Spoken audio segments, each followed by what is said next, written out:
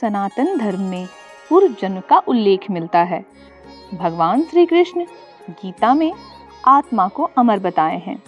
उनका कहना है कि आत्मा शरीर धारण करती है और उसके बाद उस शरीर को छोड़कर पुनः दूसरे शरीर में प्रवेश कर जाती है।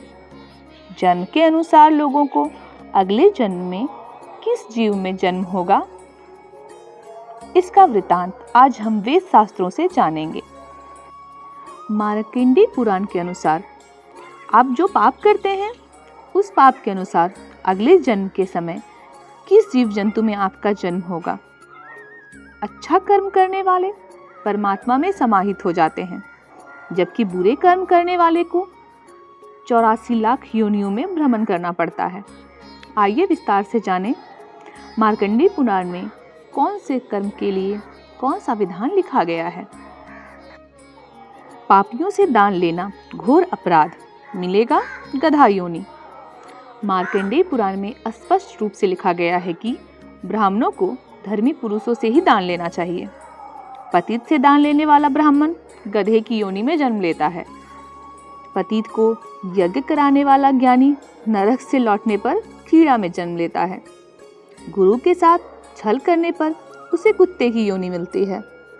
गुरु की पत्नी और उसके धन को मन ही मन लेने की इच्छा करने पर भी कुत्ते की योनि में जन्म लेना पड़ता है।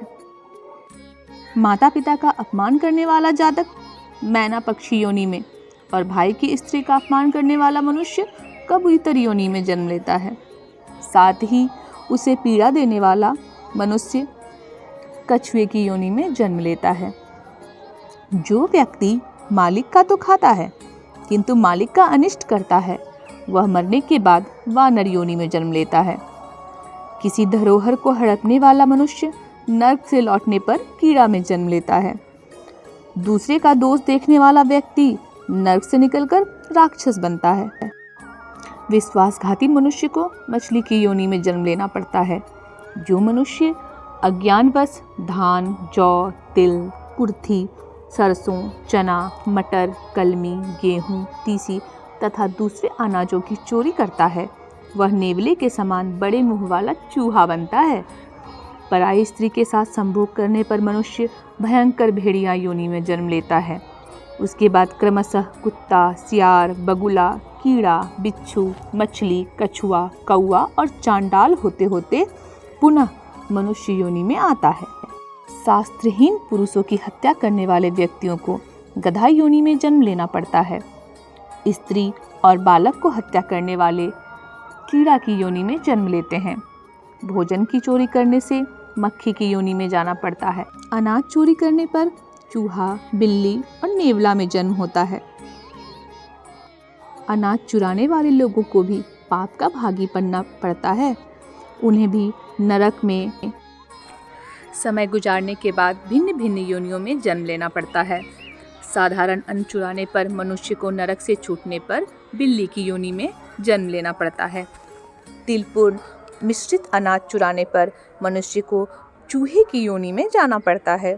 घी चुराने वाले जातकों को नरक से आने पर नेवला की योनि मिलती है।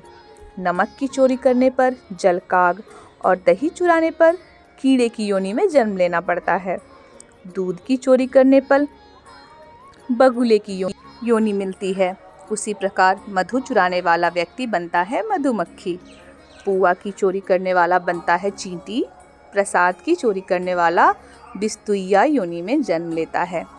तेल की चोरी करने वाला जातक नरक भोगने के बाद तेल पीने वाला कीड़ा में जन्म लेता है। धातु की चोरी करने पर कबूतर, कीड़े और कौवा योनि मिलती है। किसी भी प्रकार की धातु चोरी करने पर मनुष्य को नरक भोगने के बाद विभिन्न जीव जंतु और कीड़े मकोड़े की योनि में जन्म लेना पड़ता है।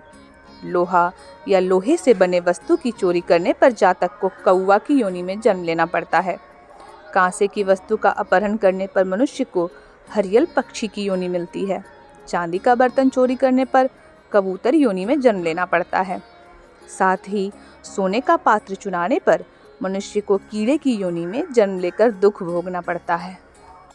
वस्त्र चुराने वाले जातक को गधा, खरगोश और छछूंदर की योनि मिलती है। वस्त्र चुराने वाले जातकों को भी नरक भोगने के साथ साथ पशु पक्षी की योनि में जन्म लेना पड़ता है। रेशमी वस्त्र की चोरी करने पर चकवे पक्षी की योनि मिलती है। साथ ही रेशम का कीड़ा भी होना पड़ता है। हिरण के रोए से बना वस्त्र, महीन वस्त्र, भेड़ और बकरी के रोए से बना हुआ वस्त्र तथा कंबल चुराने पर तोते की योनि मिलती है। रुई का बना हुआ वस्त्र चुराने पर, क्रोच और सूती कपड़ों की चोरी करने पर बगुला तथा गधा योनि में जन्म लेकर दुख भोगना पड़ता है। पत्तियों का साग चुराने वाले जातक को मोर की योनि में जन्म लेना पड़ता है। लाल वस्त्र चोरी करने पर चकवा पक्षी की योनि मिलती है। उत्तम सुगंधित पदार्थों की चोरी करने पर छछूंदर और किसी प्रकार के वस्त्र की चोरी करने पर खरगोश की योनि में जन्म लेना पड़ता है। फल, लकड़ी, फूल और पानी की चोरी करना भी पाप की श्रेणी में आता है। फल की चोरी करना भी पाप की श्रेणी में आता है। फलों की चोरी करने वाला व्यक्ति नपुंसक बनकर जन्म लेता है। उसी प्रकार लकड़ी चोरी करने वाला घुन बनता है। फूलों की चोरी करने वाला दरिद्र और वाहन का अपहरण करने वाला अपंग होता है। पानी की चोरी करने वाला पपीहा बनता है। जो भूमि का अपहरण करता है उसे नरक में भयंकर कष्ट झेलने के बाद क्रमशः झाड़ी, लता, बेल और बांस का वृक्ष बनाते हैं। थोड़ा सा पाप कम होने पर मनुष्य योनि में आते हैं। जो बैल का अंडकोश को छेदन करता है वह नपुंसक होते हैं और इसी रूप में 21 जन्म बिताने के बाद कीट, पतंग, पक्षी, जलचर, जोंक तथा मृग बनाते हैं।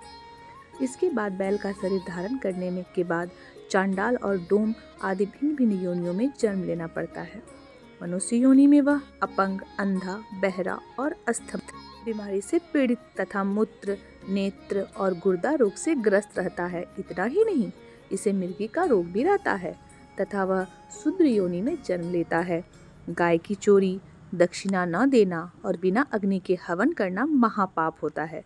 गाय की चोरी करने वाले को बहुत ज़्यादा दुर्गति झेलनी पड़ती है। उसे नरक भोगने के अलावा 84 लाख योनियों में भ्रमण करना पड़ता है। उसी प्रकार विद्या ग्रहण कर गुरु को दक्षिणा न देना, अग्नि प्रज्वलित हुए बिना हवन करना भी महापाप में गिना जाता है। जो मनुष्य किसी दूसरे की स्त्री को लाकर किसी दूसरे को दे देता है वह नरक की यातना से छूटने पर नपुंसक होता है। जो मनुष्य अग्नि के प्रज्वलित किए बिना ही हवन करता है वह गंभीर रोग से पीड़ित एवं मंदग्नि की बीमारी से युक्त होता है।